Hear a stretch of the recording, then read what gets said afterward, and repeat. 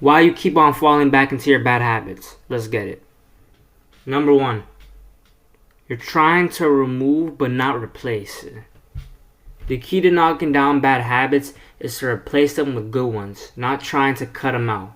These habits produce dopamine, which gives us a feel-good sensation, but over time we become dependent to this dopamine to function in our regular lives.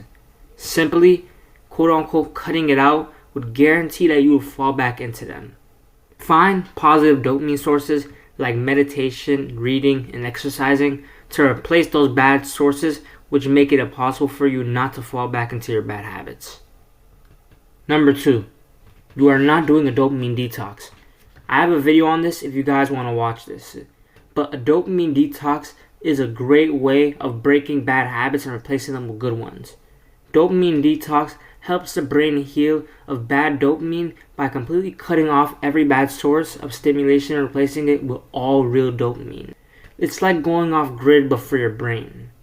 At first, you will not be consistent, but over time, you'll find it easier to go on longer dopamine detoxes, and by then, you will see how big of a difference it makes in your life. Go watch my video for a more in-depth explanation on the steps to successfully go on a dopamine detox. Number 3, stop overthinking the past. What I seem to notice is that when people fail, they feel sorry for themselves, me included.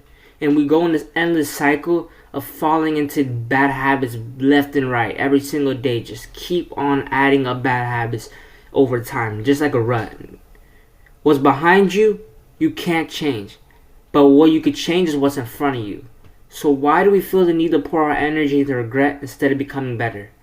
I want you guys to think about that. Bye.